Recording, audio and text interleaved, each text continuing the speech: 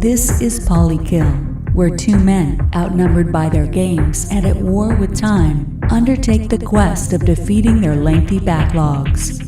Please adjust your seat and prepare your ears for the banter of your hosts, Jake and Travis.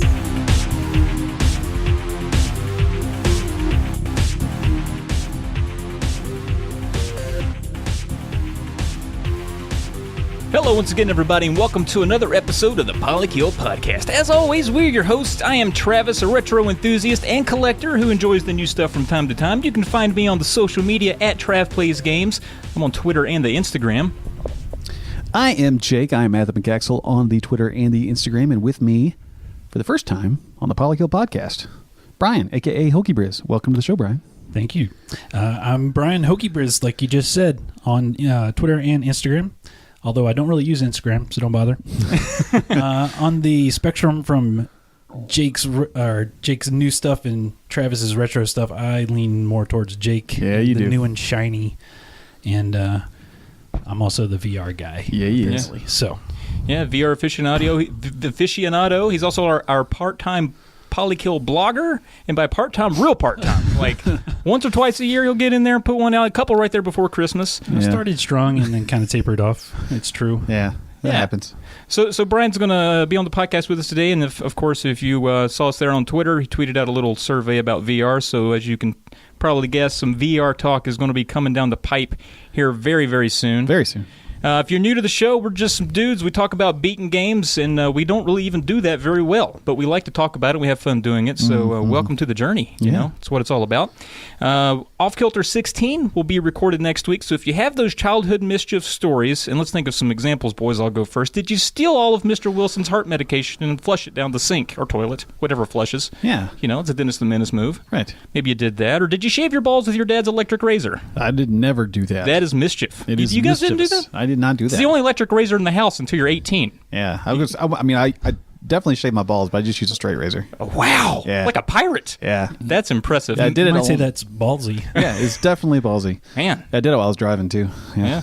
I got my hands on everybody else's dad's razors. I was 12.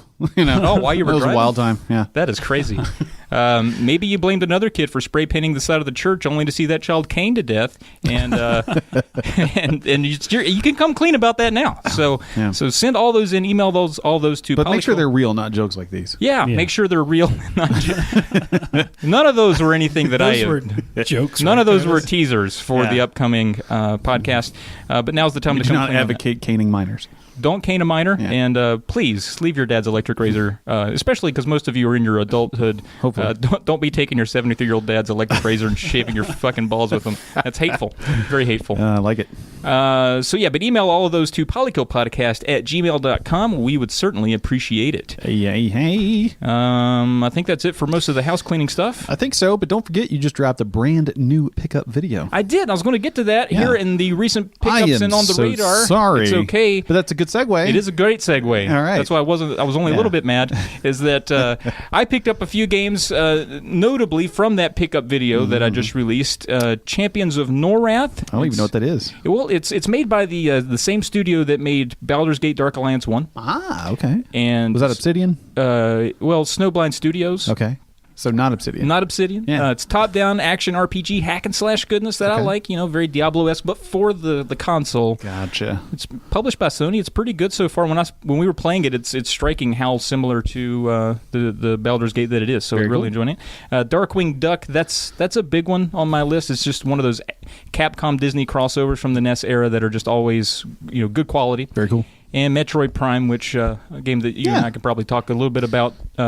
Here a little later in the show, but I picked that up as well. So those were my three key pickups. Did either of you two pick up any games at all? I didn't really pick up anything. I'm still doing the whole abstinence from game buying.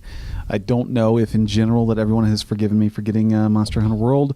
If they agree that it wasn't really a purchase since I canceled a pre-order. I don't know how everyone landed on that. Just let me know. But still haven't bought anything. You forgave me? Okay. All right. That's all that matters.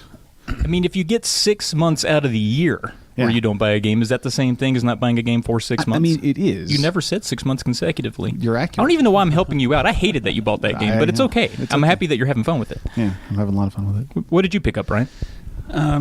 These aren't necessarily recent, but they're the most recent thing I picked up. I got Quantum Break Collector's Edition on PC. I picked that up for like a cool $10 or $15. Oh, that is very clearance. Cool. Yeah. I picked up Elder Scrolls 3 Morrowind on Xbox. I actually... The definitive version, some would say. Yeah, and I own this game on PC, but I just love it, and I just like having the physical thing on my shelf, you know? Sure. And I'm kind of hoping that Xbox is going to make it back compat at some point, and I can play it in 4K on my One X. Sweet. I also picked up Silent Hill 2 on PlayStation 2. I hear that's the best one. I have never played it. Heard that as well. I'm hoping maybe we'll bro up that at some time. You know it. And I picked up Sprint Vector on PC, which is a VR game that is like Mario Kart on skates. Okay. That sounds like a lot of fun. Yeah, I've seen people play this. It seems very active. Yeah, it is a lot like working out. Yeah. Sounds awful. But it's pretty fun. Nice. You got to just play it in short bursts, you know? Right. Interval training, they call it. Yeah. Nice. Also, for games that are coming out in the next 2 weeks, the next Polykill cycle, as they say, I think one that all three of us are excited about, it's coming out on 320 Blaze It. 320 Blaze It. 320 Blaze It. Is Sea of Thieves. Yeah, boy. Getting that booty on that ship with your friends. Yeah. And when you get that booty with your friends, you got to high five your friend. You do. And so that's what's exciting about it, is that I see a lot of shenanigans between especially the three of us and then other members of the club while playing this. Right. And it's only days away. Days away at this point. You know, by the time this comes out, it'll be very, very soon. And you know, I know that there has been some concern about what you do in the game, which I think some of that's been alleviated through people playing the beta, and I imagine that even more that's going to be alleviated once everyone is playing it, because you populate that ocean with a bunch of pirate ships. I just really just want to be in that world on a ship with my buddies shooting at somebody else's ship who is with their buddies shooting at me while I'm shooting at them while they're shooting at me. That's really all I want. And also get shot out of a cannon. Out of a cannon. Onto the other guy's ship. Yeah. Murder him. Yeah. Sounds good. And get that booty. Get that booty. Yeah. Get that booty. Another one that, we could talk about Sea of Thieves all day, but I'm sure we'll have a whole episode dedicated before too long. Yeah. A Way Out is a game that I'm interested in. It looks like, Briz, you are also as well, too. That comes out on 3/23. One of you guys are going to get it, and I can just play with you, so it's not really on my radar. Yeah. That means, one of us might have to play it twice if we play with each other, and then you. Well, you can play the other character. There you go. There you go. Spice it up a little bit. That's a good point. That's a good point. I'm really excited about this. How many strictly co-op games have there been since Brothers: Tale of Two Sons, and then now this, obviously made by the same developer? Right. And I really like that. Right. Having a big multiplayer experience is one thing, but like one of these tried and true co-op cooperation experiences, Portal comes to mind, and this also. So it's exciting. I like that it's made to be local co-op. So like you can sit down on the same couch and play, and you both get two totally different scenarios on the same screen. I think that's really cool. I think it's definitely an interesting concept, and one that I don't think is limited to this type of story. I think this type of story is a good way to introduce the concept, but I definitely think that someone else is going to jump on this and makes an entirely new experience using this idea. It's interesting because I feel like EA, who is publishing this and not developing it, Correct. but EA has scoffed at the idea of a couch co-op. They've thrown the couch in the garbage. They're ready for you to be sitting in your PC chair gaming with all your buddies around a headset. Right. And so it's kind of nice to see somebody from within sort of break that mold. And everybody got excited about it because it's like, hey, I can play this with my little brother or my sister or my dad or my mom or my girlfriend here on the couch, and that's what's exciting about it. Yeah, I agree, and I think it's going to be a fairly short game, but I think it's going to be one of those that you can play through multiple times and still have a great time. Sure. That's my thought. What else is on your radar there, Briz? Yeah, what you got, friend? So I cheated on the radar. This is not coming out in the next 2 weeks. It's actually already out on early access. Roasted.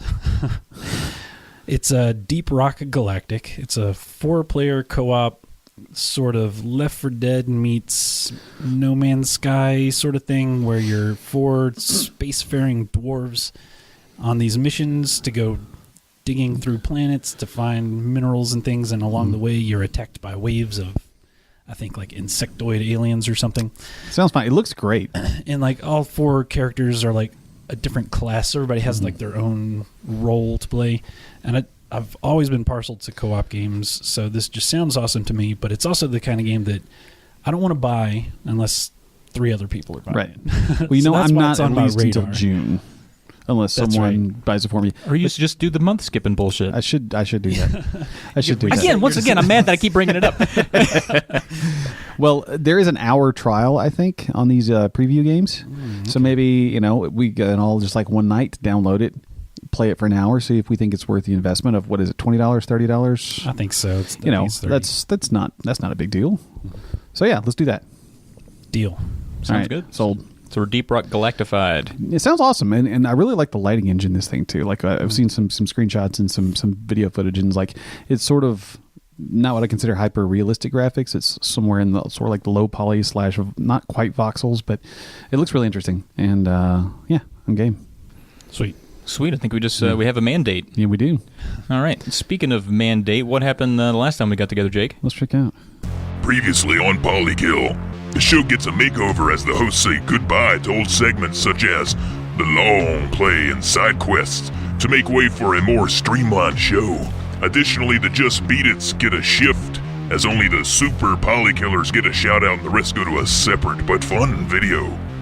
Jake caves in and buys a game while Trav beats some shitty fighting games on bad consoles. Free games and their value serves as the topic of discussion. All right, so that's what happened last time on the show. It was pretty fun with Jake. We talked about the free games and all the value that the free games have with the Xbox games with gold and the PlayStation Plus and all that. I was worried that after a bit it was getting a little too dry, a little too, academic and data centered. But I do think the most interesting thing that came out of that show was not the show, but like the day after it dropped. PlayStation was like, oh yeah, by the way, we're dropping support for PS3 and Vita in a year. So they're sunsetting that support. So that, I thought that was an interesting coincidence. And it shows that they listen to our podcast. It does. I know Andrew House and all those other people that no longer work there listened to it and then called those people that do. And so Yeah, because we can't think of their names. I can't. I don't know what's his name. He looks like Robert the Bruce. Oh, yeah. From Braveheart. Layden? Yeah, Sean Layden. Yeah. Anyway, so coming up next is the completed games segment. So we took away the long play and the side quest segments last time, forever for good, and we're promising more fun transitions only for ourselves because we enjoy doing them. Not that you enjoy hearing them at all. Right. And we have Brian here to give us some direction on how this is going to be done. He's going to hot drop an idea on us, and Jake and I are going to have to figure it out. Yeah, we're going to have to see what happens. Yeah, so since this is the first time you guys are doing it, I'm trying to toss you a softball. I think you should be able to beatify this. We'll see. Easily. I mean, who knows? We're going to beatify it. Okay. Beatify. But to make things a little easier on you, I'll give you a little direction. Okay. There's an iconic guitar riff that goes along with this. Okay, and I like guitar think riffs. It would sound good if maybe you take on the guitar part. I'll be a guitar. And then, I'm here. Trav, you can jump in with the vocals. Okay. Because I have good vocals. You do. I do great falsetto. Okay, you guys ready? Yeah. Bulls on Parade. Okay. I got it. You ready? No. Kick it. Chomp, chomp. What the fuck Do is you that? not know this song? I don't know that song. How do you not know this song? Drop the ball. Oh, you do the guitar. You do the I got guitar. Yeah. I don't know it.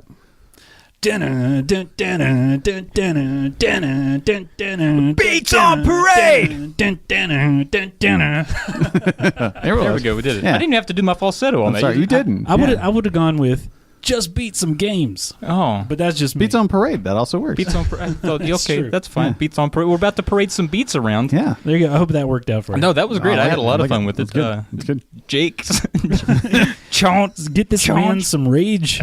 That's my favorite Yeah. shit. God. His guitar wasn't plugged in. That was the That's what- problem. He was dry I was strumming. just palm muting. Palm Yeah. muting. All right, so games we completed. I completed Roy and his knob. Or did you beat it? Beat Roy and his knob. God, that's funny. Boy and his blob. Nice. Of course, made by David Crane. The reason I know that is because he writes it all over the fucking games he makes. David Crane's this. David Crane's that. Yeah. I think Rusty recently talked about that in a video that he did. Crane. Oh, David Crane. So, A Boy and His Blob. I'd had this on my backlog for a long time. The reason I had started playing it was because when I was a kid, I went to a neighbor's house, saw that kid playing it, and was like, what is this that you're playing? And he was too daft to tell me what he was playing. Or maybe I just forgot and he told me. But either way, I thought it was interesting. Okay. Played it years later and was like, I'm actually going to beat this old thing. Turns out it kind of sucks. Okay. Good idea, just poorly executed. The David Crane way is what I call it. I say that's David Craning it. Okay. When you have a really good idea and you just half-ass it, but still put your name on it like you're proud. Fair enough. If I had to give a tip for how to beat this game, I would say just fucking look it up. Don't waste your time. I think there's a lot of neat stuff to it, but there's like no direction.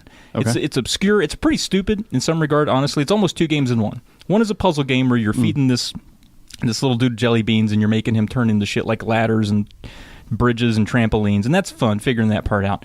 But then the second part is you have to use the treasure you get, buy some vitamins to shoot from a gun called the Vitoblaster, go into outer space, dodge popcorn flying through a cornfield, and get to the final boss, and then figure out how to kill him with like a jack. Like a car jack. That's not how I thought that sentence was going to end. Because it was completely abstract and very, I don't know, whimsical. It's like you got to beat him with the jack. And I'm not making any of that up. That's like none of that is false. I mean, I like whimsy. Don't get me wrong. It becomes a side-scrolling dodge 'em up. It's weird. Ugh. And whatever. Okay. So that's one Fair that I enough. beat. I can take another one. I beat a couple. Do it. One game I didn't really mean to beat. I bought it and was making sure it worked, and then I just stuck with it for more than 15 minutes and ended up beating it. And that's called Berenstain Bears Camping Adventure on the Sega Genesis. Is it? Is that what that is called? Berenstain or Berenstain? No. Is that what it's called? Oh, I'm sorry. It's called Beerstain Bear-Assing Adventure. Thank you. I worked hard on that. He did. Beerstain Bear-Assing Adventure is just another Friday night in Rusty's world. Who knows? But you guys are familiar with that parallel universe theory, right? With the Berenstain Bears, was Nelson Mandela is also is he alive or is he dead? And was Sinbad the movie called Shazam? That was that not wasn't. Shaq? No. Who was in Shazam? Not maybe it wasn't Shazam, but there was this whole thing about. I thought it was Shaq. Well, Shaq was in a genie movie, but a lot of people think that it was Sinbad who was in a genie movie, and like people swear that it existed, but it doesn't. Yeah, I could almost sense, right? Sinbad. Kind of it does, yeah. Kind of got that fun geniness. Yeah. Maybe there was a Sinbad in a genie movie, but it wasn't. I don't know. But I just know it was part of that parallel universe. Well, there's the spelling of the Berenstain Bears or whatever, but in this universe, this game still sucks. Okay. So good to know. But I won't say it's not the worst. I mean, you read that and you're like, what are you playing? Like Barney's bunch of Elmo bullshit. It's not terrible. It's not. I played worse. It's not Home Improvement.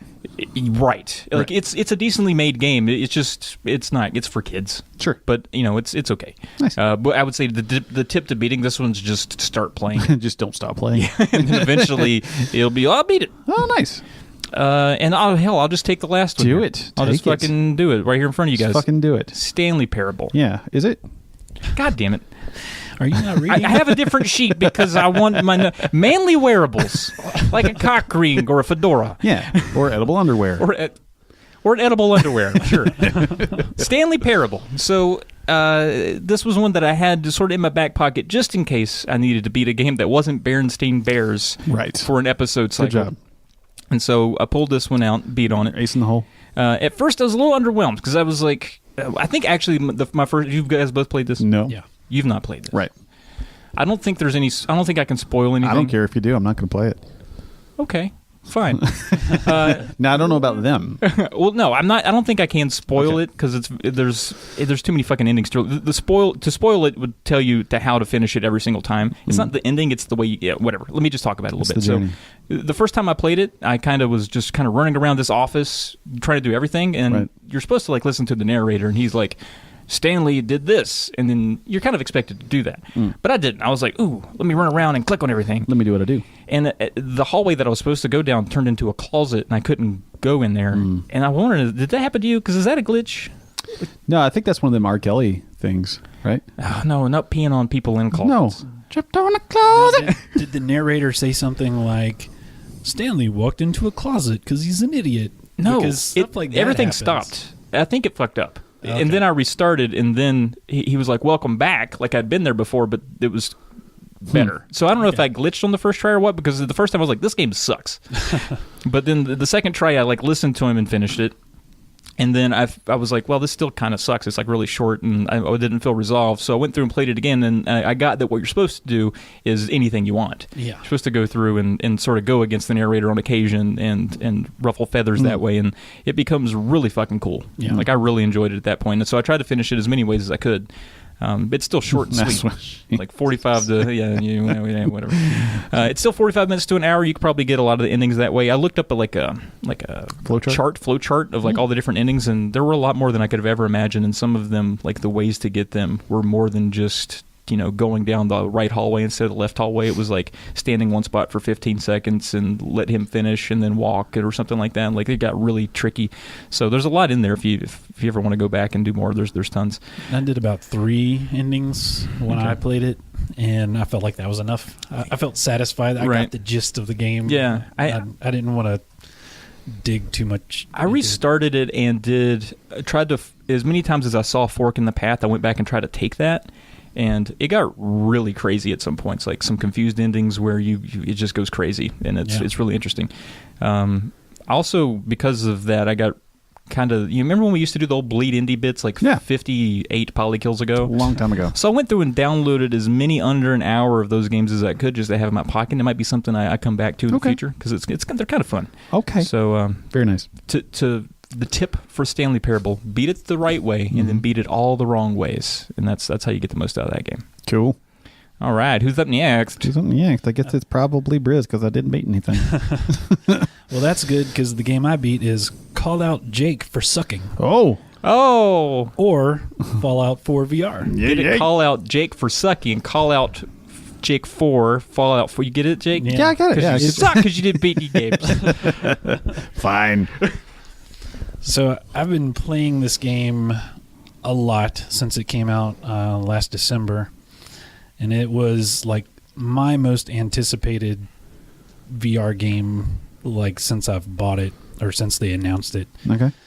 I put 100 hours into it, and last night I went on a marathon session. A beat spree. Yeah, so I could finish it for this podcast. So. That's more than Jake does for this fucking show. It's not true. That's what real effort is like, Jake. Good to know.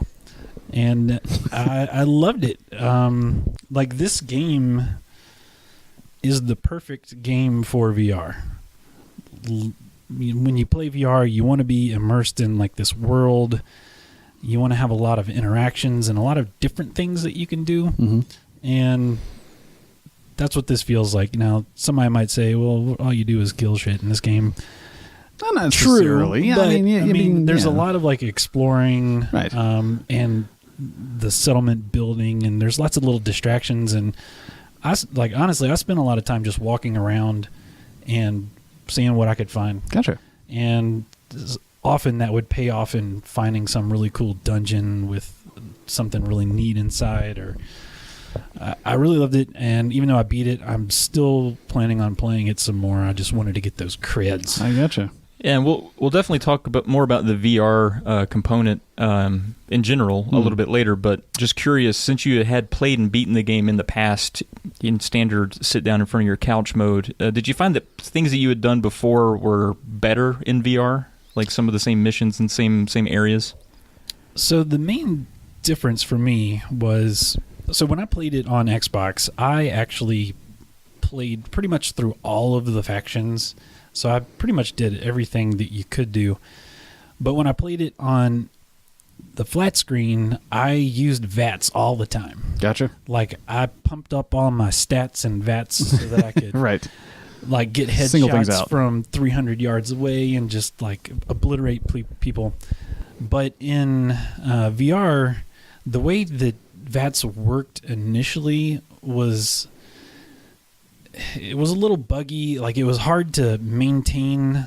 Like, if you're trying to get a headshot, it was hard to get the thing to stay on the guy's head because it's based on where you're pointing your controller. So, a little bit of movement at 100 yards. Surveyor's error. Yeah, like it'll jump around to different parts. And they're still moving, right? Slowly, but... Yeah. So I completely abandoned VATS in VR. I thought it was going to be the thing that I did. Yeah. Like slow motion, bam, is going to be awesome. John Wick. But I just completely stopped using it and just freehand shot everything, and it was awesome. Like it felt a lot more action oriented that way. Yeah, just like I would think so. ducking behind walls and just shooting, and never slowing down the pace of the combat to take a specific shot or anything. And I think that made it better. The plus I can see to VATS is if you're getting just bull rushed by like a horde of ghouls and you just want to slow them down and get a head count and get some shots off before they take you over. When I play, I generally don't use VATS unless it's to, like, if I'm getting shot and I don't know where from. Right. I kind of use it to like isolate where the threat is. Yeah. I used it as sort of my wasteland binky. Like I would just constantly hit it just to see if I could find something to shoot at, and then I would just focus on them and go after them. So cool. So also Wasteland Binky, that's my new band. Nice. Yeah. So that takes us into the Polykillers. So people that use the hashtag. Just beat it. Hashtag just beat it. It included a screenshot of the game that they had just beaten, and then maybe a little blurb, a little bit about the game. And so we're using this part of the podcast to talk about the supreme beaters, the Polykillers, the ones that beat the most games, and then everyone else, the mass murderers, and everyone else will go into the Just Beat It video that the three of us will be recording after this show that you'll find there on YouTube under our new YouTube URL. So I'll go first. Go for it. The Retrolectors at Retrolectors finished Gears of War 4, River City Ransom, and Baseball Riot. Baseball Riot is just like regular old baseball, except the bats are police wands, and instead of balls, they use tear gas canisters. Oh, hell. Yeah, you get it, though. I get it. You get it, though. I understand it. You're up. Kyle at Doplick, who can fit 3 of anything you can fit in your pocket in his mouth, got credits on Shining Soul, Sonic 3D Blast, and Wonder Boy and the Dragon's Trap. What do you got in your pocket right now? Like 35 cents. So he could get a whole $1 in his mouth. He could get a whole $1. I'm not even impressed. What about you? You got anything good over there? I got my cell phone, iPhone 6. Can you fit that 3 of those in your mouth? Yeah, I think so. I could think do so. that. I'm not even impressed. Yeah. That's pretty big. What do you have in your pocket? Giant dicks. Oh, hell. Nice. Why are we surprised? All right, you're up, Briss. All right, Santiago at Santiago QRG, who sets aside 15 minutes each day to watch that weird bald gag scene in Pulp Fiction, recently wrapped up both Super Mario Land, Super Mario Land 2, as well as Red Dead Redemption. Very nice. I feel like we influenced Santiago here a little bit. If we didn't... I mean, that's coincidental. You mean the ball gag scene? No, yes, yeah, the ball gag yeah, that's scene. Exactly what I meant. Yeah, our YouTube's been hot lately because of that. Yeah, we're about to go medieval on this. And finally, the supreme Polykiller, Jeffrey at Self-Destructo. This episode's mass Polykiller, once divided by 0 and now has 2 butts. Put a bow on... Gotta keep them simple sometimes. Yeah, there's a lot of games to read. Put a bow on Legend of Zelda, Link Between Worlds, New Super Mario Bros. 2, Yoshi's Woolly World, River City Melee, and Spirit Camera, The Cursed Memoir. Wow, that last one sounds really strange. I wonder if it sounds like Fatal Frame. Feels like an adventure game, maybe. Like maybe it's point and click. I feel like it's very shiny. I don't know. I could be wrong. What? Like I feel like on the box art where it says Spirit Camera, The Cursed Memoir, I feel like that font has like a gleam to it. You should start. I'm going to Google that. I have to. What you think games look like? That's way too much work. I just like describing it. Fair enough. All right. So that's been the people that just beat games. Thanks to everybody who hashtagged their just beat its. Mm-hmm. And please check out that video that will be coming soon that we're going to have a little bit of fun with for the rest of the just beat its that were submitted. All right. So it's time for. It has gleam. Does it? It does. So you've seen it before. I have not. You have not. I have not. This is like your special power. Yeah. Huh. Boom. Okay. Now it's time for Restocking the Log. Restocking the Log. Will somebody else talk? I'll talk. So, leading off, I told everyone I'm not buying games. I'm going to bring that up again. However, I do have Game Pass. So at the when months change from February to March, there was an allotment of new games added to the Game Pass library. And one of those is Super Fucky's Tale. I like you giggle like a 3-year-old. It's funny because I wrote it in there. I just wanted to hear you say it. You're welcome. It reminds me, have you seen Trailer Park Boys at all? There's the guy. I mean, enough. The guy with the thick Bubbles, bubbles. He Yeah. he says he always says something's fucky. Yeah. And that's what I think of when you say it. I like it. So those of you who have not played it or have not even seen it, it's kind of like a callback to those old mascot 3D platformers of the 90s, like your Spyro or your, I don't know, maybe Crash Bandicoot, your Gex a little bit, maybe something like that, where it's very brightly colored and kind of low poly, but still cool art. Things are very simple. You collect coins and jump on heads to kill things. Little secret missions. It has some pretty interesting level design. Like some of the level designs are like somewhat open 3D spaces, not full open world, but something like along like a Super Mario 64 level or something like that. And then some of them are 2D, which more like 2.5D since they're 3D models, but on a 2D plane. And there's some that are almost like an endless runner style level. So, but you're just sliding and you have to like jump over things and do platforming. So it's got some diverse level design, which is pretty fun. But one of those things will take maybe 4 or 5 hours to beat. But it's pretty cool. Yeah, it's one of the few things. You remember that like sizzle reel that Xbox did? I guess it was last E3. Yeah. That's like one of the few that actually stuck with me. Yeah, I think this one just looked different than the rest of them. It felt Nintendo-y. Oh, it's very, very Nintendo. Really surprised this isn't on Switch. If Ukulele made it over there, I'm sure this could make it over there. But it's kind of in that vein. Yeah, I guess Microsoft wants to take their exclusives and run away with them at this point. Yeah. I wouldn't doubt it. But yeah, I'm enjoying it. I'm maybe like an hour or two into it and having some fun. Nice. Yeah. I have hemorrhoid slime. Yep. I don't even know what that is. It's funny. I have to actually go back and look to figure out You want what me to tell you what it was? Oh, it's Metroid Prime. Metroid Prime. Yes. Hemorrhoid Slime. That's good. Yeah, also then another great band name. Hemorrhoid slime. You need to catch that clip in the audio where Travis says, "I have hemorrhoid slime." And, Yeah, I do have it. Save that one. I will. I'll put it on my Travis soundboard that I have. We're going to become that kind of podcast. Yeah, we've been playing that, Jake. What have you thought about it so far? It took me a minute to get used to the controls. I instantly wanted to dual thumbstick that shit, but it's not. So I do really like the combat in the game. It feels very tactile for some reason to me. It's like when you lock on and then you start tapping A to shoot. It feels good. Like it feels very arcadey and fun. I really think that so far the translation of the Metroid level design from 2D to 3D makes a lot of sense. It's obviously been replicated a lot since this game, and I've played many games like it. But going, in my brain back to Super Metroid and then jump into this, it's like, this feels like an organic progression. And it seems like, at least at the point that we're at, most of the map really hinges around that initial, where your ship is, that hub. Yeah. Which is similar to Super Metroid. Yeah, so it is very reminiscent in a lot of ways. And yeah, I've enjoyed it. I don't think I have anything to add. We didn't play it too long, but I've enjoyed what we played. Agreed. What about you, Brian? You got one? Drew stuck at low. Yeah. I might say a couple of them here. Do it. I added Grime Nice. and Rinse the Tomb Raider. Oh. She's dirty. So, She was dirty. yeah, I know. If you look at that box art, she looks like she could use a shower. Filthy. I'll help her out. Rime and Rise of the Tomb Raider. All right. And I got those both on Game Pass. Yay. Now, have you played either of these yet? Or you just downloaded them and kept playing Fallout? I downloaded them and kept playing. I tried to get those credits before this podcast. Some of us stay focused, Jake. Yeah. Some of us don't. I don't know why. Some of us have ADD. I don't know why I just started that. Like, I've been watching this Canadian trucker show. Jake, some of us we want. I don't know. I had a twinge of my accent there, but what that was. I'll take another one. If you were done, Brian, I'm sorry. I jumped in there. No, that's cool. Champions of Horrash, which used to be Champions of Norrath. I mean, we're getting loose on these, but I'm having fun with it. No, I'm not even mad. Like I said, my wife and I have been playing that one, so it's like, yeah, we've been playing Horrash together. I like it. The jokes. It's 2018. 2018. We play Horrash. Get over it.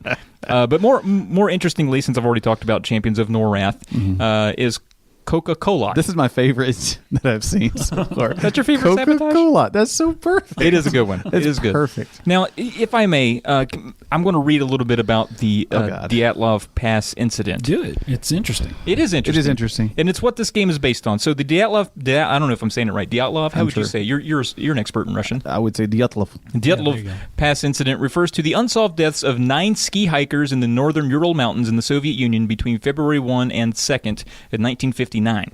The experienced trekking group had established a camp on the slopes of Kholat Syakhl. I think you mean it Coca-Cola. Coca-Cola, I don't know. Coca-Cola, I don't know. Do your Russian shit. Wow, that was Mexican.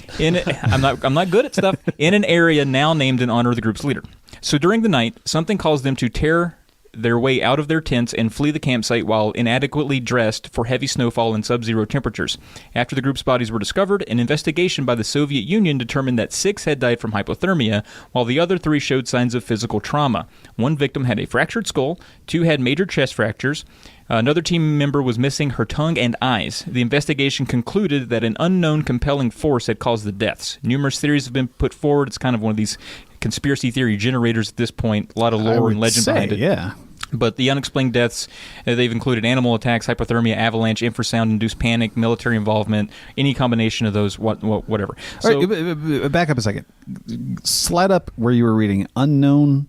What was this? What did you say? Compelling force. Unknown compelling force. That is broad as fuck. yeah, avalanche, avalanche, It's everything. That's everything. Oh yeah, I mean that's gravity. It's anything that is unknown. Well, that's what they said. They said the investigation Compelling concluded force. that an unknown compelling force had caused the deaths, and numerous theories included the other things I listed. Yeah. So they don't I got know. hung up there. I really like that terminology. Oh though, I right, guess. yeah.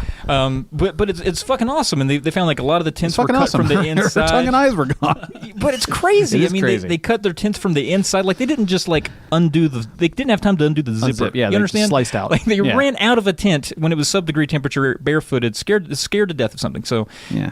So that got me interested in this game called Colat, and then of course Brian and I. Coca-Cola. Coca-Cola. I'm sorry, Coca-Cola.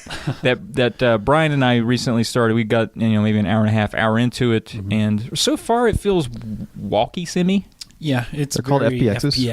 FPX. I'm sorry. I didn't mean to degrade it. It's walkie simi is also not what anybody else has called it. That sounds like a national park. Walkie I simi. went to walkie see me. Yeah. Saw that gazer.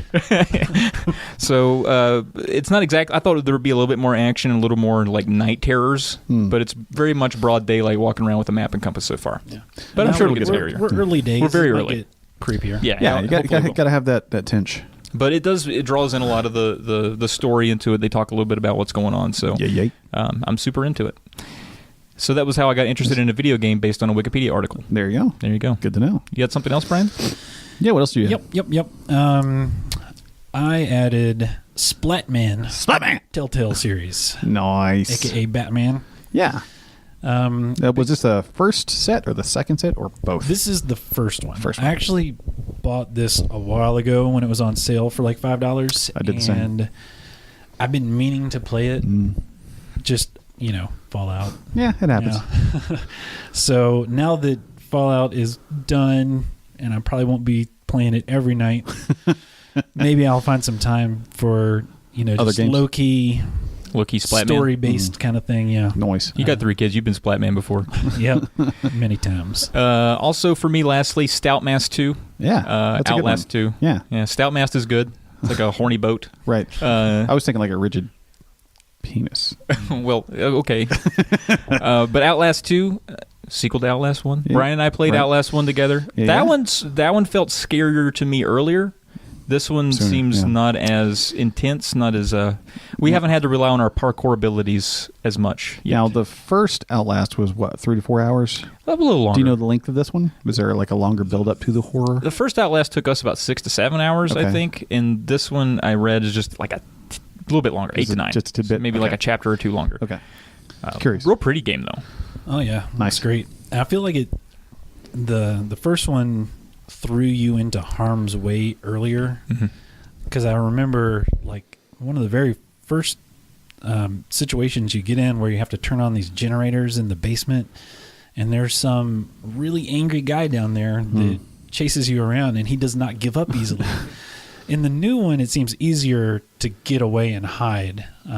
So if you manage to sprint away from a guy and duck into a barrel or something, it's easier to get away and keep. Environmentally, this one's a little more open too, right? I was going to say that. I think Yeah. one of the differences is it's not as claustrophobic. The other Yeah. one, like you're in this danky, dark prison. The other one was extremely dark because you were inside like Yep. these underground I played cellars. it a bit, so I have like Yeah. some exposure to And it. this one, at least you have like the moonlight or there's torches places, so Yeah. it's I don't know. It's a little bit of a different flavor. I don't dislike it. That's it's good, just though. I'm curious as to when it's starting to ramp up, because so far it's not been too bad. Right. Yeah. All right, so that's been our log. We've restocked it. It's good.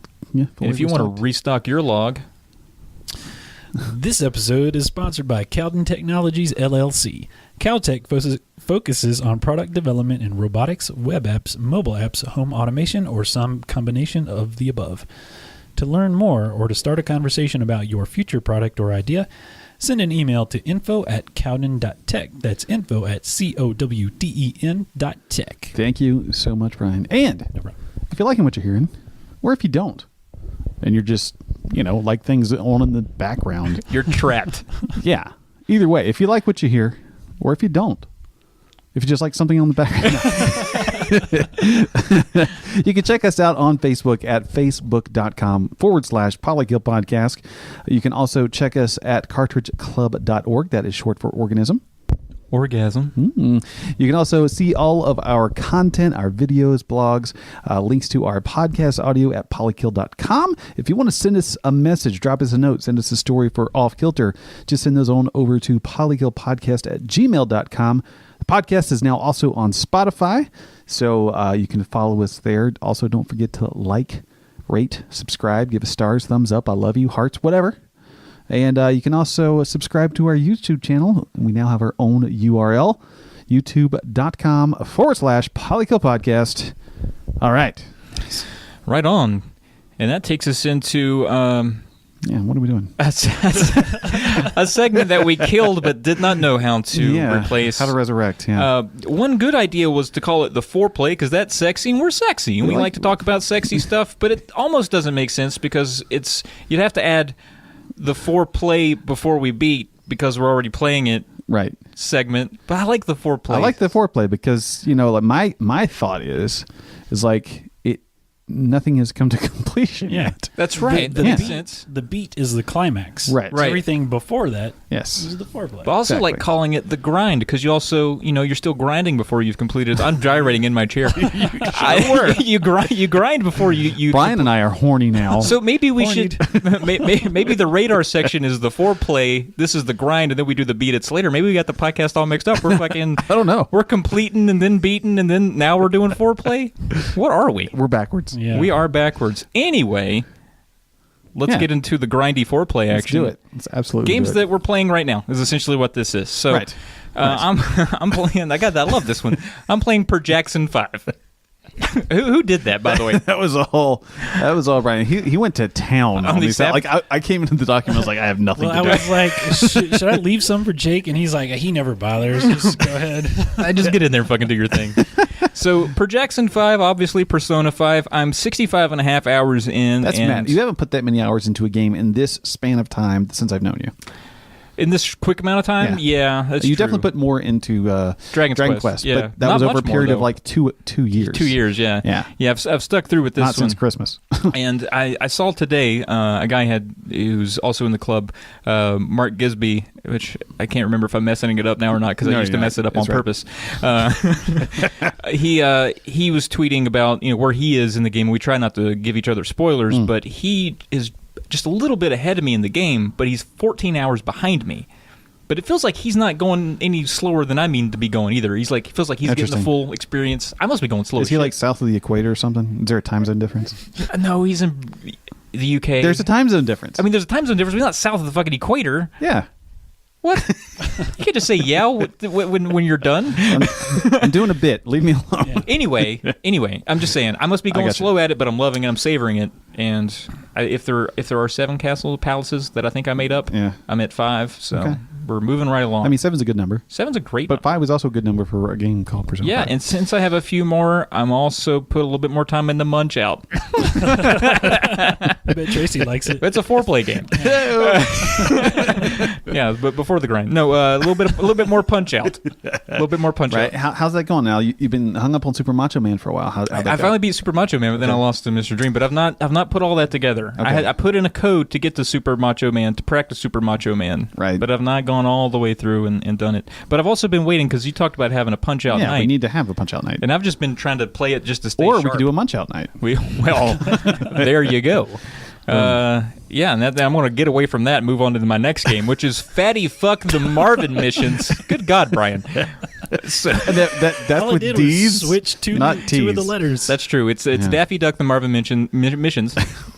On the I've been playing it on the Super Game Boy, and I realized I like Sunsoft platformers. It's very reminiscent of the Batman game I played on the NES. It's made by the same company.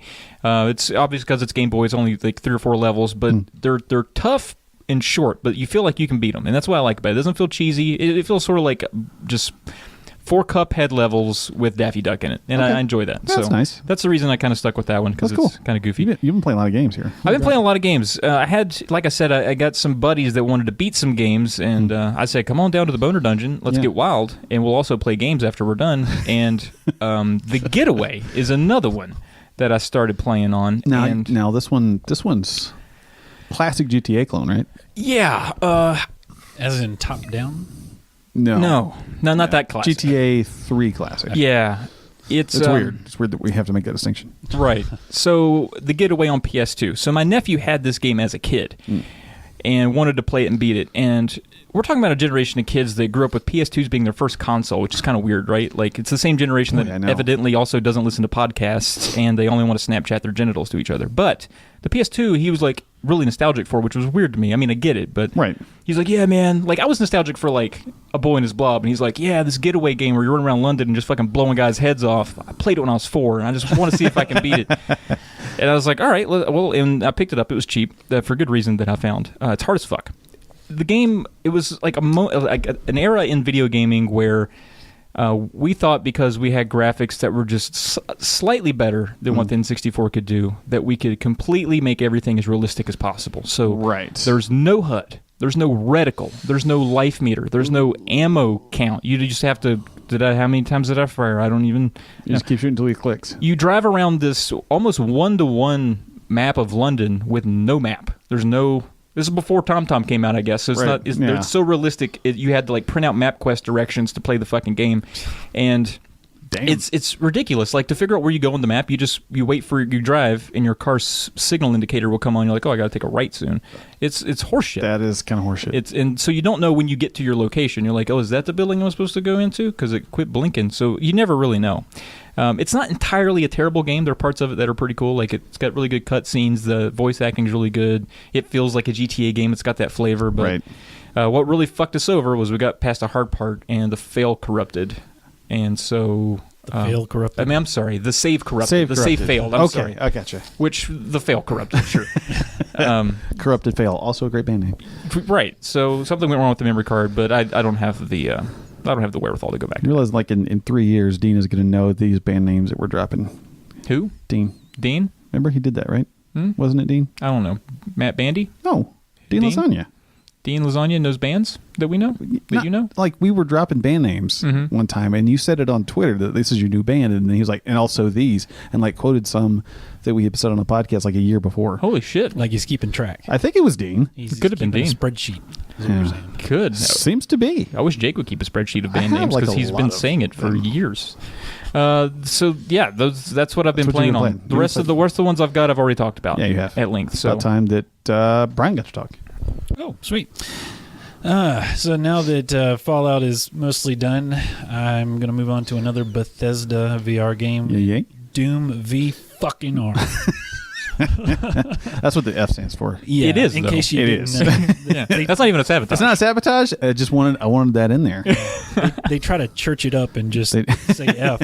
Yeah, we're being real here. Yeah. So now, when this launched, I remember Trav was pretty excited about coming over to your house and playing with your expensive toys, and then also maybe doing some VR stuff too. Yeah. Mm-hmm. And when this launched, like, or around launch, or maybe right before, people weren't too warm to it, considering it was in hell. People were really cold to it. Yes. So, but they've fixed that. Yes. So I was at work when it came out, looking on Reddit, as you do, as one does, and I saw, hey, Doom VFR is out. Doom what now? Like, V fucking R. There you go. So I was like, oh, this is great. When I get home, I'm going to buy this. I'm going to download it. I'm going to play it. But, of course, it was several hours before I got home. Of course. So I'm looking at reviews and seeing what people are thinking, and there's a lot of bad reviews. Like it had an average of like 1 star or something. Ouch. That's hurtful. There was a lot of problems with it initially. One of the biggest gripes people had was when you were holding the gun. In every other VR game, the handle of the controller pretty much matches the handle of the gun, so it feels very natural. People were saying that, like, if you were to hold the controller like you think you're pointing it at an enemy, it would actually be pointing like up in the sky.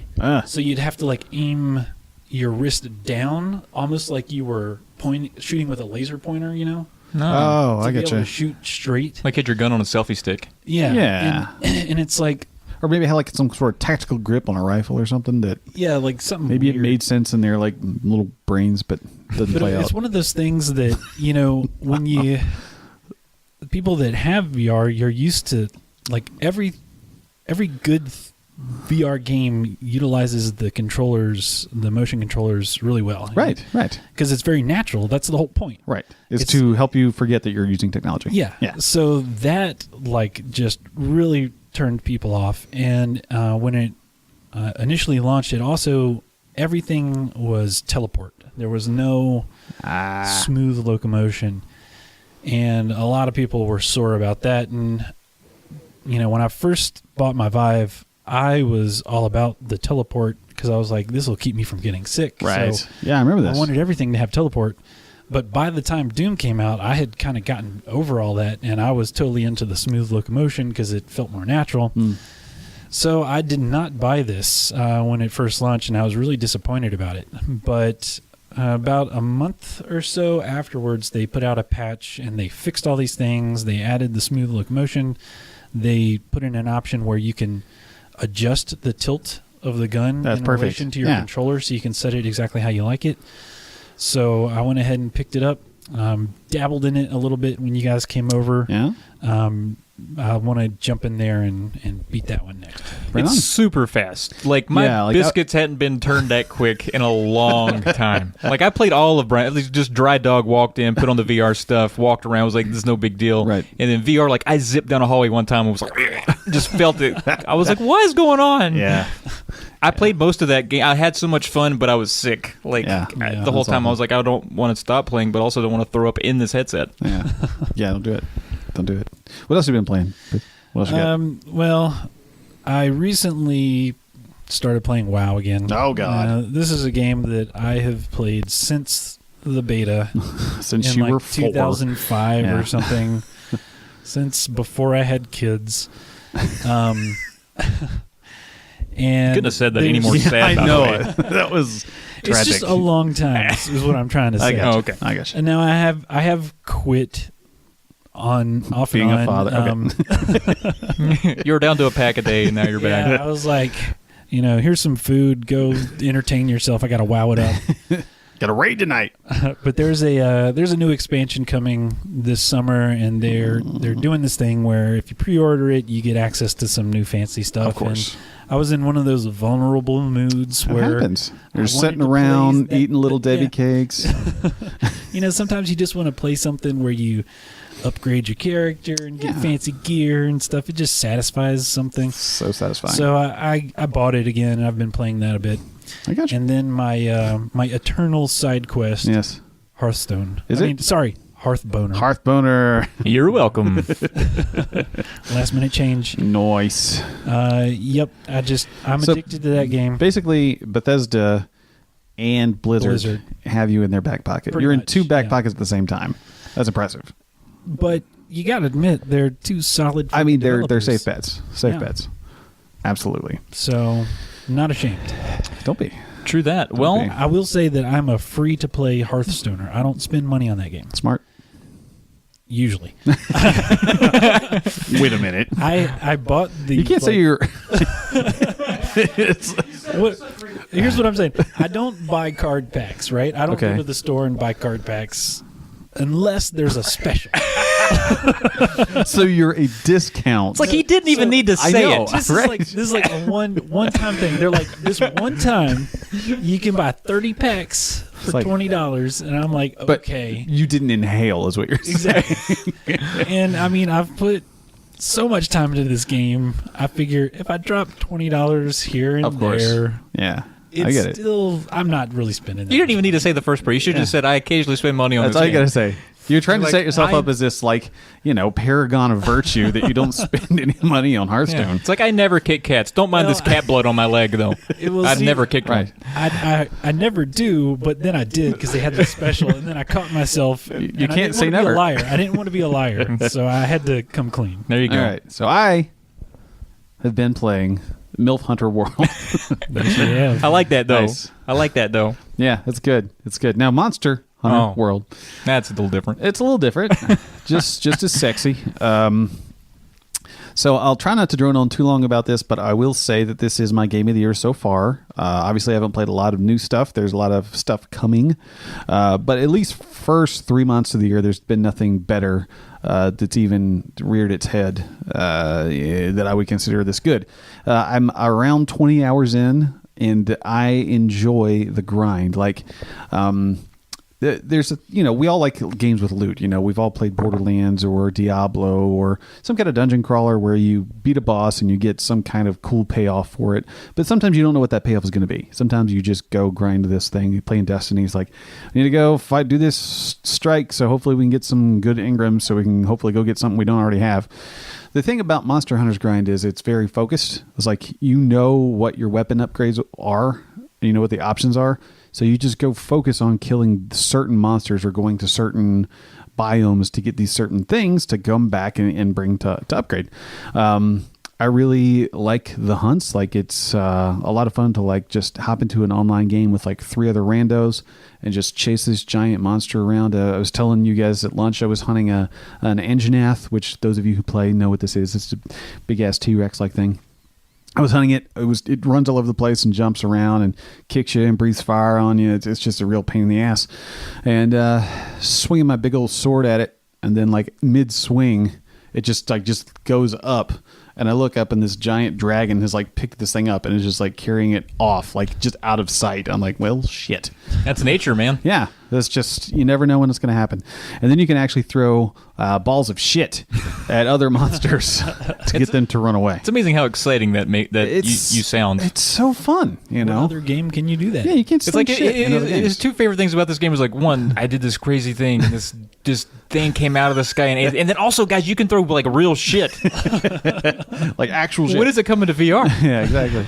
But yeah, I've not progressed the story much because I'm trying to like level my character and get some good gear and stuff, and it's all been real fun. I did play this one level where the level is the monster. It's just this massive elder dragon, and you just run all over it and cut off little things in different parts of it, and it's like spewing lava everywhere, and it's just the size of Rhode Island. Sort of Shadow of the Colossus the way you would maybe definitely, but much bigger. Yeah Scale wise, just massive. So it's I'm really enjoying it. I really like everything about it. I've got some really cool cat armor for my cat. It makes me really happy. The cutest fucking thing happens when you go into water. The little cat, your little palicos. like his foot. No, they inflate these little rafts and hop in rafts and like paddle around beside you. Cats hate water. They hate water. They would never get in there. It's just fucking adorable. Yeah, I've recently upgraded my room, and I can like go capture animals in the wild and bring them in and let them run around in my room and stuff. It's just a lot of fun. But it sounds like a slow burn. You said you've played it for about 20 hours, and you're at like level 4 or something? Level 4. That's my hunter level, yeah. That seems like a low level for that It's many pretty hours. low. It's pretty low, but to raise your level, you have to progress the story. Right, so you're just running fun. around. Yeah. Okay. I'll start progressing the story soon, but It sounds like it's a series of boss fights almost. it mainly is. Like hardly any trash. There's a little trash that comes around, and there's a lot of just like endemic life that isn't necessarily huntable in the world, but it's mainly the big monsters. Cool. So yeah, a lot of fun. All right, that wraps up the whatever segment that is. It's foreplay. The grindy foreplay. Foreplay long time. Yeah. And that takes us right into the good old discuss.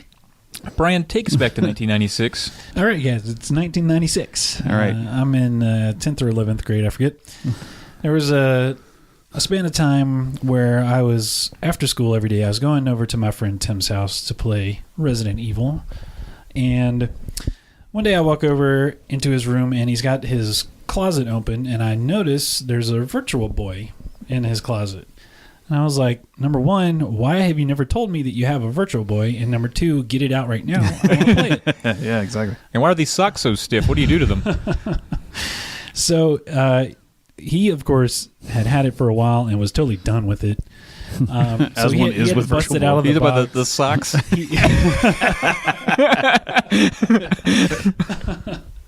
So he had to go get some batteries and everything for it, and he finally got it set up for me. And I feel like everybody knows what a Virtual Boy is, but Terrible. It's like a really shitty VR headset, but it's not really a headset. It sits on the table, and then you have to stick your face in it. Right. It's like that thing when you go to the eye doctor and they put that puff of air in your face when you stare at the house on the hill. And, It's basically like a viewfinder with just some like reticulating splines. I think of it's like whatever the Sims would flash up when it was loading. It's got that in it. It's nothing but like red vectors on a black There it background. is. Thank you. So it's basically just 3D red lines and shit. But at the time, I like the idea of VR was really cool to me. There were movies like Lawnmower Man, kind of stuff.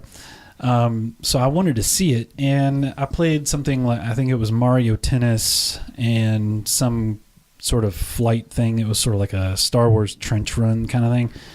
And I was like, okay, this is kind of cool. I played it for 10 minutes, and then I was like, let's go play Resident Evil. It was like, let's put it back in the closet where you had it. Box that back up. Watch out for the socks. But I remember talking to Tim and being like, I hope before I die that somebody makes legit good VR. And you were 16 at this time. I was totally serious. I was like, maybe by the time I'm like in my 70s, VR will be advanced to the point where I can play something like this Resident Evil game, and like shoot at zombies and stuff. And like, I remember picturing it in my head and just being in love with the idea. And then, lo and behold, only short 20 years later, not only do we have good VR, but there's multiple options, and they're all cheap enough that you can have in your home. Yeah. So, like, when I'm talking about VR, I think back to that time, and it's still kind of amazing to me, like how far the technology has come in the amount of time. Yeah. And it's... Yeah. Now I'm like, when I'm 70, it's going to be the Matrix. Yeah, so what's your 1996 moment right now? You're like, before you die, what do you hope VR is? Oh, shit. Tap directly into your brain so you can actually feel stuff. I just want to smell shit. That's my thing. Like, if they can make me Smell-o-vision. smell like, absolutely. like curdled zombie blood while I'm like this fucking smoke off my revolver. Or boobs? Are you going to say boobs? You can't smell boobs. You can, but no. What I was going to say is just salt air while you're walking along the beach. Something relaxing. Why does it always have to be blood and guts with you? Well, that's the games I like. I feel like that's going to be hard, though, because that's going to require like chemicals and stuff in your house. It's a lot of cancer. Here's what we should do. Here's what we should do. This is a big tirade and probably a whole different show and maybe a different business completely. You suddenly seem angry. But no, I'm not angry. I'm excited. What we should do is develop candles to burn while you're playing VR. We just recorded this. Somebody's going to fucking take this idea. Just layer it. It's just like as you pace through the game, as it burns through. That would be really hard to time. It would be, but we could do it. Yeah. I think somebody actually made a Fallout 4 candle. Seems but right. I don't think it really smelled like anything. I think it was what's it going to smell like? Yeah. Yeah, what's it going to smell like? Yeah, radiation. Yeah, I don't know how to just, Yeah. This candle's got rads. I don't know. Yeah. Anyway. Gold sweat. Good idea, though. It is. So, what are the big three of VR? And you've listed 4 here, so that tells me you can't count. Yeah, so, what are the? See, it's a surprise. Oh, okay. Sorry. So you've listed 3 here. Well, you can't count. Sorry. It's a latecomer. So, like Jake. So the big 3 for anybody that doesn't know is HTC Vive, right? Oculus Rift, PlayStation VR, right? I think the Rift and the Vive both came out at roughly the same time, about March, April of 2016. PSVR came out, I think, October or November that same year. Yeah, so it was a little later. And so those are the main 3 headsets that people talk about. more recently, they've released these new headsets that's called Windows Mixed Reality. The term mixed reality is a little misleading because typically when people were talking about mixed reality, you're talking about taking virtual things and kind of mixing in real things. Okay. So you Like can a see, candle. You can see videos. Oh. Like if you see a video of somebody playing a VR game and they are superimposed on top of the VR game, so you can see them in the game. That's what people would call a mixed reality video. Okay. But the Windows mixed reality headsets are just VR headsets. But they're like the HP, Lenovo, Samsung, Asus. Dell, Asus, Acer. So they're the like third party. They don't like. They don't have their own. Yeah, they don't have their own development studios Or and stuff. ecosystem, They yeah. just make the gadget. Yeah, they make the So- TVs. They make the thing Right. you're looking, the viewfinder. The displays, yeah. The displays, yeah. So most people kind of agree that the Vive and the Rift are kind of the premium Top dogs. sort of thing. But the Windows Mixed Reality headsets are actually, some of them are up there with those guys and even outperform them in things like resolution. There's a Samsung Odyssey is one of the Windows Mixed Reality headsets. It actually has a higher resolution screen than the Vive and the Rift. So there are some of them that are kind of budget, and then some of them that Sure. are actually competitors. So what makes the PSVR sort of the third fiddle there? Is it just because it's... Yeah, well, of course, it's reliant on a PlayStation 4. So you can only play games on it that come out for PlayStation VR. For the Vive and the Rift, anybody makes a VR computer game, you can download it and play it. And there is a little bit of, Fragmentation. exclusive Yeah. Rift games or whatever, but people have already come up with ways that you can play whatever you want on whatever headset. Gotcha.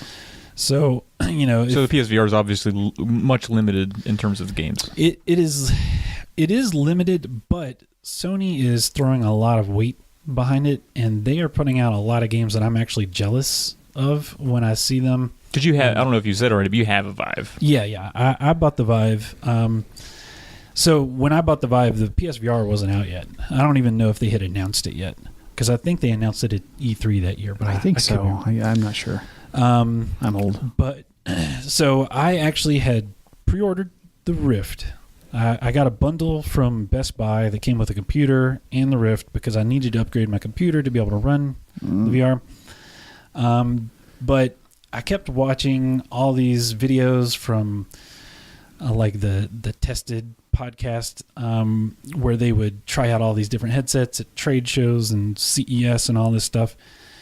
And I was sitting there at my computer, turned around, looked at this big empty room behind me, and was like, do I want to get the Rift where I'm going to be kind of limited to, a short distance from my computer and I can only turn like 180 degrees?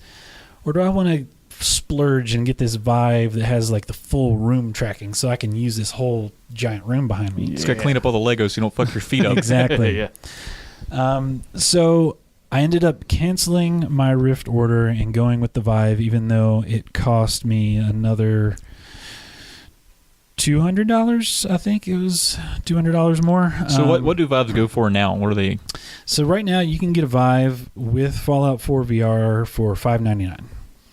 So, When I bought it, it was $799. and does that include the PC and the headset and the tracker? No, it includes the headset, the trackers, the controllers, and the game. So the PC. You just have to make sure you buy a PC that has those specs. Yes. Now, some retailers will sell you a bundle. Like, here's a VR-ready PC and the headset for this sort of price. Right. But if you just want to buy the headset itself, it's $599. And correct me if I'm wrong, but wasn't there also when Oculus Rift launched, like you play with an Xbox controller? There was not the Yes. handheld. Yeah, that was Controllers. another big component. They had announced the touch controllers, but they weren't coming at launch. So everything it came with an Xbox controller, so everything was controller based. And I was just sitting there in my big empty room thinking, why do I want to sit here with a controller when I could just like be swinging swords and shooting guns and stuff over here? Yeah, or walking along the beach. Why is it so violent? Yeah. You're so Otherwise, boring. blood and guts with you guys. So yeah, that's why I ended up going with the Vive. I will say though that the benefit of the PlayStation VR is that the developers know precisely what hardware you're working with, so they can really optimize it. And even though the PSVR has a slightly smaller resolution than the Vive and the Rift, the display technology is actually a little bit better, like in the way that the pixels are in there. So actually they look about the same. Okay. So interesting. We'll talk about the little survey later. There's a lot of people interested in the PSVR. I think that is totally cool. I'm kind of also interested. I'm not going to buy one because I've already spent so much on a Vive, but there are a lot of games and stuff coming out for PSVR that look really cool, and I'm kind of jealous. And plus, you only have a PS4 part-time. Exactly. Okay, cool. So when you got this Vive, and initially there weren't a ton of games, a lot of demos, right? Yeah, early on, Proof there of were concepts. a lot of demos, experiences, things that you could play for 20 minutes and say, that was a neat little thing. Yeah. That's cool that you can do that in VR. And actually, before I bought my Vive, I borrowed Oculus Rift Development Kit 2 from Tim, and I played through a whole bunch of these things. You could just go to the website and download all this crap that people put up for free. So when I finally got my Vive, I was looking forward to some like real polished games. And there were a handful. The Lab from Valve had a lot of really cool stuff in there. Let's get that arrow one. Yeah, Longbow. Longbow, yeah. Love that shit. That's so good. They've nailed like the feel of the bow and stuff. I get fucking tired. Yeah. Yeah. Like you do this for like 24 rounds. Yeah. Yeah. You don't stop. Like Robin Hood, Legolas, all those. That's bullshit. You can't do that. Yeah. William, tell my ass.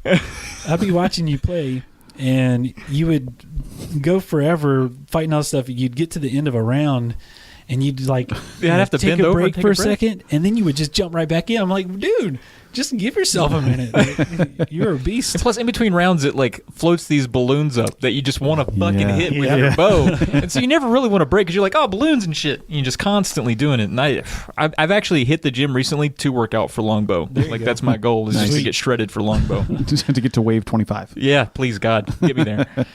So in addition to that, there were some other really polished games like Space Pirate Trainer and Hollow Point, and these are kind of wave-based shooters or other bow games. Now, these complete games, these have endings, or I guess so they arcadey. You just go as long as you very can. arcadey. Yeah. Space you go Pirate for a Trainer high score, is my favorite thing. Anytime we do VR at your house, I always go back to it because it's pretty well. Like, it's got a nice managed environment, which I really like. You're just kind of on this platform looking out at space, and these little ships come up, and you can either have two guns, or you can have a shield and a gun, or you can have like this whip, and you can grab them and pull them up close to you and shoot them like at point blank range. Feels natural. Feels really good, and it's just a lot of fun, brightly colored, some good music. Yeah, I and, really like the music. It's a really, really cool experience, and it's one of those that I'm like, if there was something like that, I don't know if there is, like on PSVR, that would make me go, Yeah. I can have that in my house all the time because it's really one of my favorite things. I really like it. Well, you might not like what I'm going to say next. Here we go. So when I got my Vive, I was having a blast playing all these things. But after a little while, It's tiresome. start to get tired of it, doing the same thing over and over. I wanted something with more meat to it. Some story, some I wanted quest. to like get immersed in something, Level not up. just You wanted play. Fallout. Yeah. Yeah. Unfortunately, I was going to have to wait a long time for that. Over a year. However, so I got my Vive in, I think it was May of 2016, and then a month later there was the E3, and I was hoping to see some VR games. A game or two. Yeah, I was like, it'll be cool if maybe Somebody they would- announce one or two cool games. They fucking just came out of the gate with VR left and right, and I was blown away. And all of it was, now how compatible was it? Like, were there Or were you always worried that it would be just Sony would just announce stuff for PlayStation? And Well, yeah, I kind of knew that anything Sony announced was going to be PSVR, and I wasn't too worried about that. I figured anything I really want to play would be on PC. I mean, that's where the main VR market is, I think. True. Yeah.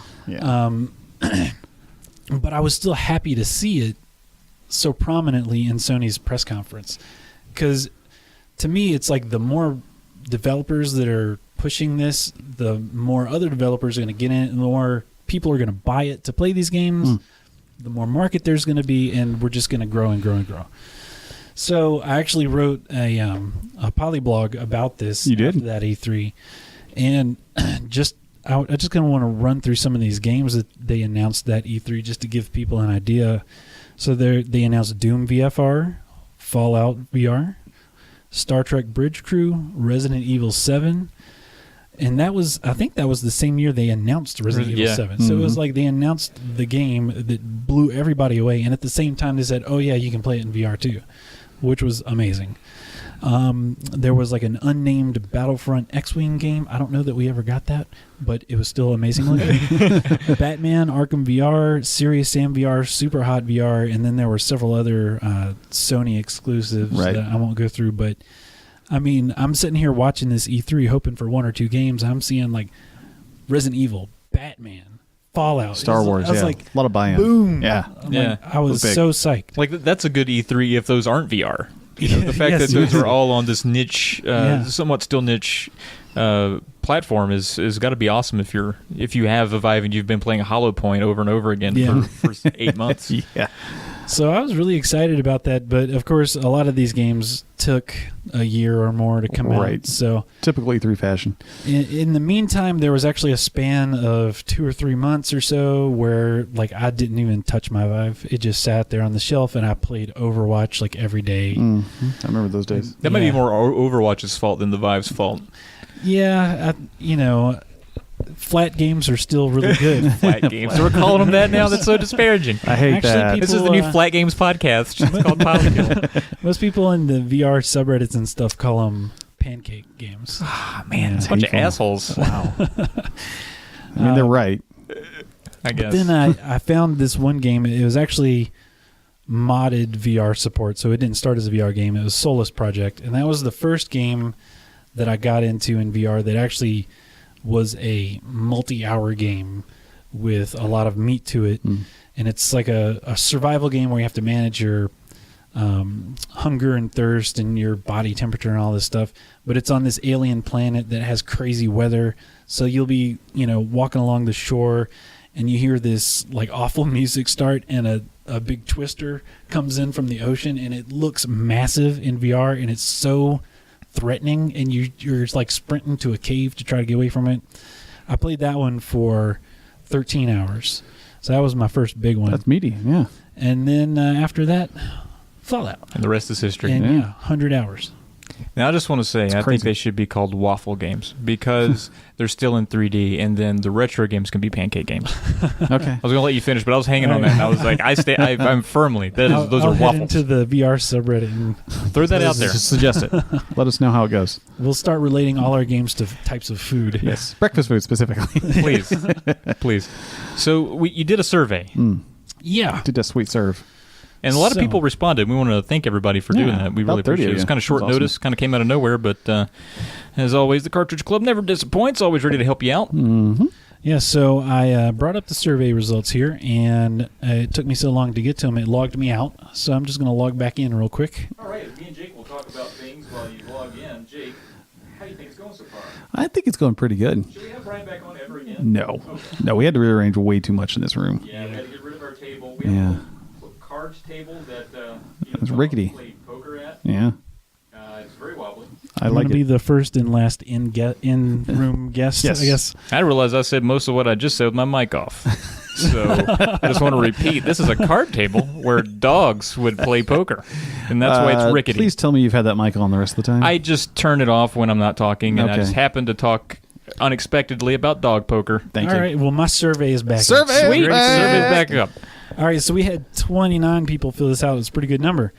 So the first question I asked was just, Who owns a VR headset? How many people own them? So 24 people said they don't own one. 3 people said they have a PSVR. 2 said they had phone-based VR. I'm assuming that's one of those. I didn't fill out the survey. Jake has never seen this before. I didn't want to taint the results. Okay. I tainted them. And 1 has the Vive, and that is not me. Okay.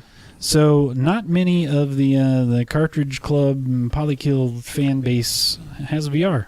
Among the, obviously these are going to be gamers that are filling this out because that's the people that follow us on Twitter. So it's a bit of a somewhat skewed population. But I think that of that sample, that's still a decent amount that do. That's true. Roughly, 10% of people that have something VR. Yeah. So I asked the people that actually own a PC or console-based VR. I was leaving out the phone stuff. Gotcha. I asked them what's their favorite game so far. And 2 people said Super Hot. 1 person said Resident Evil. And 1 person said Eve Valkyrie. Okay. There you go. So I think that's pretty expected. Yeah. Pretty solid games. All right.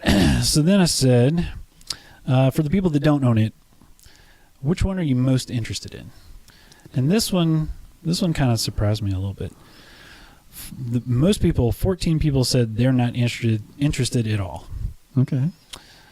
7 people said PSVR, and then 3 said Vive.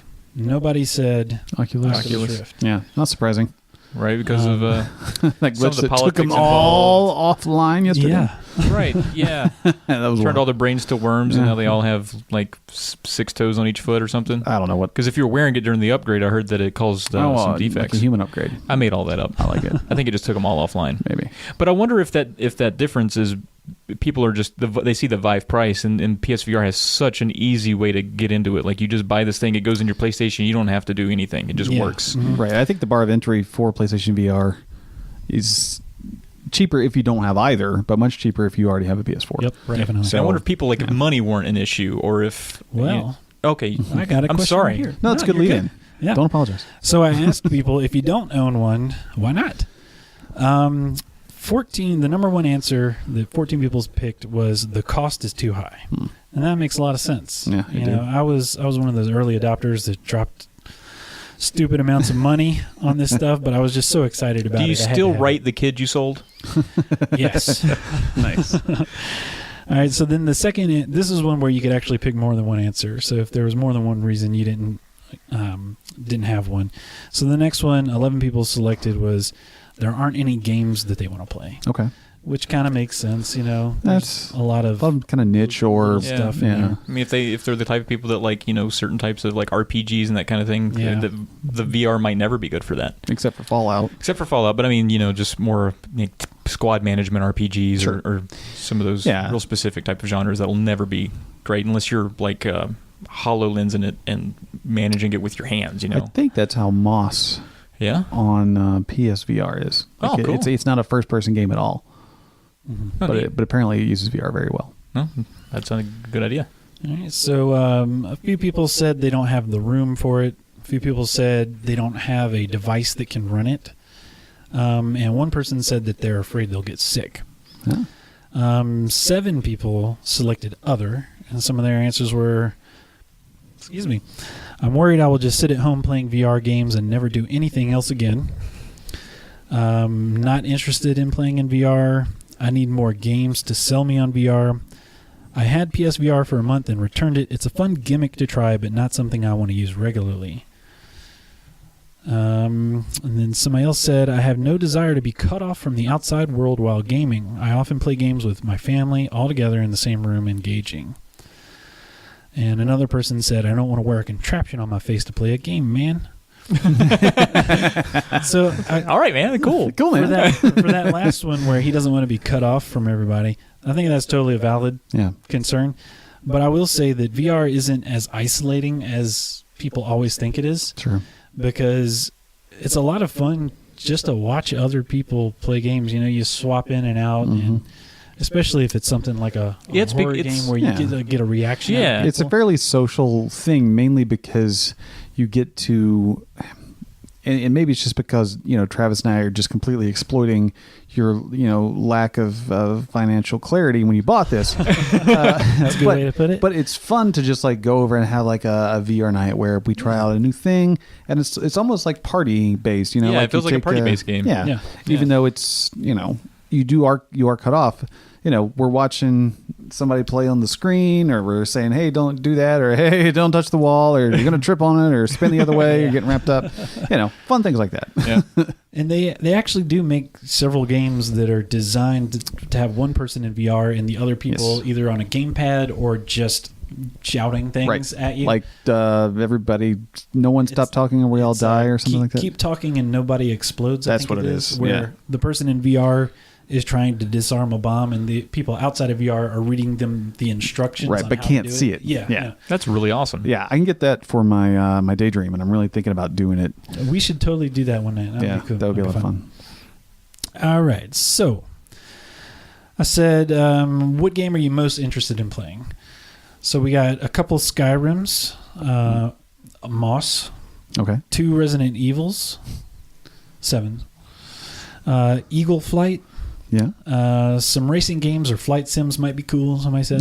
another Resident Evil, Rush of Blood, which is a what's that game called? Yeah, I know. Until Dawn. Until Dawn. Yeah, it's a Until Dawn spinoff where you're like riding on a mine cart through like this twisted carnival sort of thing. Sounds great. I'm into that. It's super scary. Accounting Plus, super hot. Serious Sam, super hot. Resident Evil 7, and then this guy wants to play VR Trump Hunt, shooting little subpoenas at him, and he has to swat them with his little hands. Some people have good imagination. Okay, yeah, that's not a real game, that's but not a real game. Sounds pretty cool. All right, so in the interest of time, I'm going to maybe skip a couple of these and get to the fun ones. Get to the fun ones. I said, come up with a title for a fake VR game that Travis would love to play. That's me. That's my name. That's you. Yeah. So let's see what we got here. Those are some good ones. Oranga titties? What is that like a monkey's boobs? I'm assuming. Like you just bat them around. I mean, they know me very well. That's a pretty whoever gave that option will have to hit you up on Twitter. I just imagine a wall of boobs, and I'm just swatting them. But it's orangutitties. But I know that they're orangutitties. They don't have to be attached to the orangutan. It's just a bunch of orangutan boobs on a fixed wall. I'm into that. That's weird. Rusty Calhoun in Vegas. That sounds good. Yeah. VR retro sports featuring NBA Jam.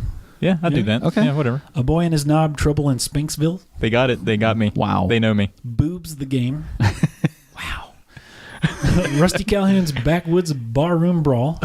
I'm into that. Also sounds like a lot of fun. Boner Dungeon. Yep. Polykill. Okay. Sure. What's in Jake's Pants? I can play that not in VR. Yeah, come on. That's 35 cents, by the way. He already gave you the ending. That's a Good Deal simulator.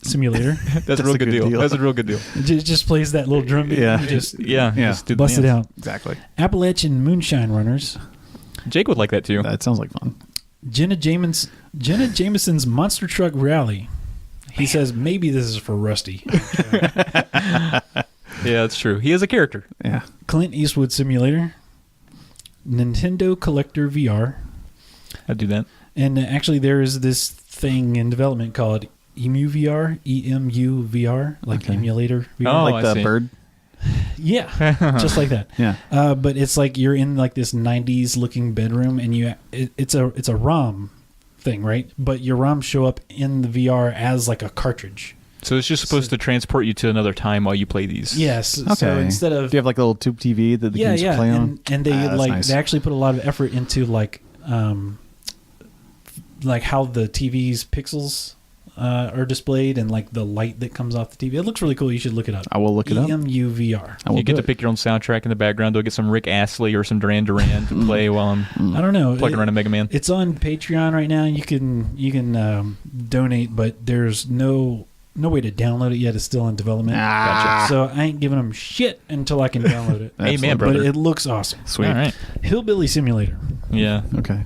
People get the wrong idea about me, you know. Well, you put it out there. You put out so many Rusties. I know. I have a good number of teeth, but I won't say I have the maximum number of teeth. But All right, Madden VR. This next one that'd be is fun. you to a T. Salad tosser mayhem. really, that's me to a T. You love salad. I do like salad. Yeah. I don't think that means what you think it means. Oh, I like salad, but not the salad you're thinking. Yeah, I don't like ass salad. Rusty video game tours. Wow, a lot of Rusties. A lot of Rusties. Rapstar The Experience featuring Okay. the Black Eyed Peas. That's more of a me and you thing. Yeah. There you go. Prison diddles. Yeah, boy. VR Waterboy. Take Bobby Boucher to the Heisman. That sounds fun. Well, okay. And the last one is Hick Dick. Hick dick. Okay. All right. Wow. Sounds like a winner. People think you're stupid. They do think I am a stupid, toothless I can't wait redneck. for mine. Mine are going to be like just blood, gore, Yeah. guts metal. That's what Uh-huh. mine are going to be. I know it. This is how you really know what people think. I of you know. guys. Like, okay, go on. All right, so come up with the title for a fake VR game that Jake would love to play. Villainous Vixens of Jackson Plaza. That sounds That's very specific. very intriguing. Yeah. Now I'm curious. I don't know anything about Jacksonville Plaza. Villainous Vixens, though? I wiped all the fingerprints off that thing. Oh, yeah. Don't say anything. Farm Life, Time to Milk the Cows. I would. Oh, yeah. The Witcher 4. Makes sense. Yeah. Dark Holes 3, Into the Void. Okay. Yard Work Simulator. What the hell? I like Stardew Valley, okay? I don't know. That actually strikes me as a Travis thing because that's straight out of The Simpsons. I don't know if you remember that. Straight Okay, out gotcha. Compton. Player Unknown's Brothel Game of the Year Edition. Sounds like JD. Yeah, it's definitely a JD thing. Monster Hunter VR Madness. Okay, yeah. Oh, yeah. Polykill 2. So you're in for the sequel. I mean, I get Polykill too. Okay. What's in Travis's pants? Oh, I know. A bunch of big old dicks. Yeah. Far Cry VR. Oh, yeah, that would be sweet. Halloween Freakout VR, a game where you design and wear the scariest costumes possible solely to scare kids trick-or-treating at call centers. Absolutely. Yeah, That's good callback. They've been Yeah. listening to Off Kilter. Thank Yeah. you. Playdead presents Playdead VR. Okay. Does that make sense to you? That doesn't make Played sense. as a developer. Played right? as a developer who made Inside and Limbo. You want to finish inside VR. That's what you're saying. Yeah. Boy, I do. Death Metal Maniacs. There we go. There it is. Hillbilly Simulator. What the hell? What I the know. hell? I don't know. Assassin's Creed VR. Yeah. Mosh Pit Royale. I Which get I some think good ones. sounds like a really that sounds like a good great game. time. Sounds good. It's like you try to be the last man standing in the mosh pit. Absolutely. Yeah. That sounds awesome. I was actually immediately mistakenly thought of crowd surfing. I was like, well, at least you wouldn't get, Kicked a in the finger head. in your butthole on that one. You know, crowd surfers, you Yeah. crowd surf around, and there's Yeah. fingers in places. You don't want that. Absolutely. But this is mosh pitting, so it's different. I don't Yeah. even know why I brought it up. That's fine. I know you do. You got It's something fingers you want to butts. talk about? You don't want to get fingered in the air, is what I'm saying. I'm just saying. But in mosh pitting, you don't get fingered. So, You again, don't. I don't know why I brought it up. You just get slammed. You just get slammed, not fingered. There you got 4 left. 4 left. Or left. Real or fake? Boobies edition. Orangutanitties, though. Yeah, I reckon it is. Come on, man. All real. Metal Warriors Redux. Okay. VR German Death Metal Marathon Torture Chamber. No. No, that's way off. That's you. That's Yeah. not. Listen Some to schnitzel I and don't some listen to German death metal. This is probably the most insulting of all. Oh God. Bad music sim. Oh shit. Oh, no. Now you know what people think about your music taste, Well, man. you know, they're wrong. That's fine. German death metal. It sounds like words you like. I don't like German Yeah. death metal. Is it a thing? Yeah, I just Okay. don't like death metal from Germany in general. Okay, I fine. prefer it from Sweden. You don't have to get mad. So that's it for the VR. All right. Well, thanks for doing that. That was This was a fun. good time. Yeah. Thanks Yeah. for the people that filled that out. That was cool. Yeah, fun. Very fun. So real quick, where's VR going? What's coming out soon? What we got next? Well, I think everything is just going to get bigger and better. They've already announced the Vive Pro, which is higher resolution, more cameras, built-in audio. The works. Wireless too, right? Yeah, there's a wireless adapter. Okay. It isn't part not of the natively- Vive Pro. But okay. yeah, it's an addition you can get. So I think we're going to get higher resolutions, wireless, so you won't be messing Tethered. with the cord all the time. That's a great It's just going to get improvement. better and better, man. Yeah. And it's going to be awesome. The wireless thing is in my opinion, the key improvement. Like That's the only when I'm playing with your VR in that space, I feel like a dog on a chain, and I have to constantly have that wherewithal to know how many times I've already spun myself into an issue. There's been some creative solutions. Is that like the whole backpack PC thing? Yeah, and like having it on some type of trolley. Not trolley, but you know, track. Yeah, but then you got to modify your house. Right. It's like stick things on your ceiling and Yeah, so wireless is great. So Wireless that's is great. smart. That's come in like less than 2 years that they've already eliminated one of the biggest hassles. Yeah. I mean, you can actually already buy a thing called a TP Cast, which does the same thing for Vive. It's TP for just your butthole? wireless. I got you. You know, But this is going to be like the Vive branded, and supposedly it's going to be like the fastest. Low or latency. whatever. Yeah. Nice.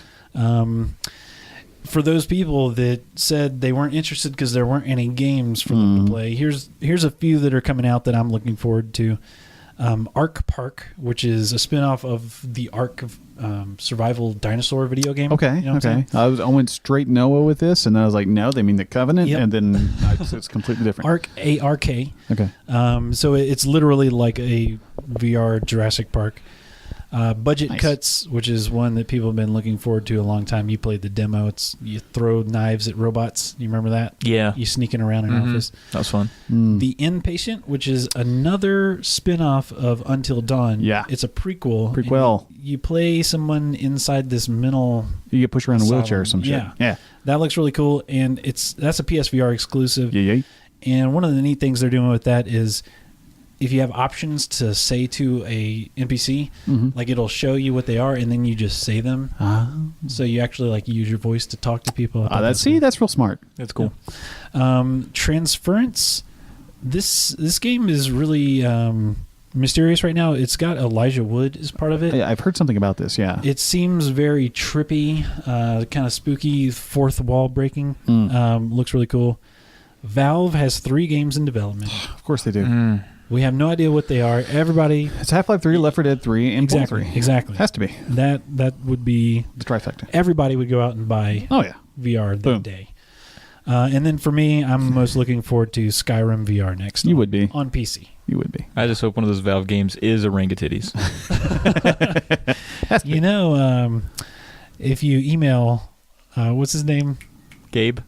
Yeah. He reads all his emails. So There's no way in hell that man reads all his emails. that's what they say. Yeah. No. He doesn't get up, move around much. Yeah. So, Well, dearest Gabe. maybe. Orangutit me. VR. Did you say orangutit me? Orangutit me. Dear Gabe.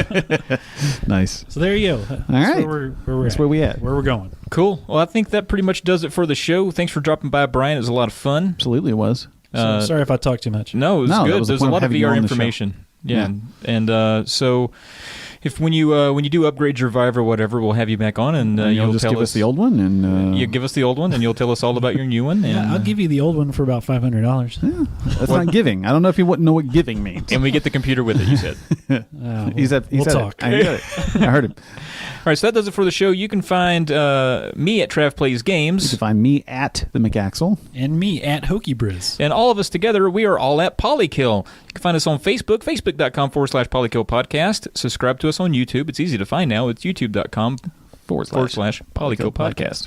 Rate us on iTunes. That helps. So leave a little blurb. Polykill.com is where you can find pretty much everything we do, and it's usually updated about a week late. Cartridgeclub.org, which is obviously short for organism. Orgasm. And that's where you can hang out with us. We're there on the forum with all of our Cartridge Club friends. Polykillpodcast@gmail.com is where you can send all of those childhood mischief stories. And I'd be remiss if I didn't tell you and remind you that you need to book your room for ChartridgeCon 2018. If you want to go, show up, be there, hang out. We got a lot of cool stuff planned. So please do that. It's the very end of July. You can go to @Latino Lawyers Twitter page. The pinned tweet that he has there on his profile has got the information for registering your room, so please do that. And that's pretty much it. So we'll see you next time, and be sure to check out that Just Beat It video. It's coming out soon. Peace.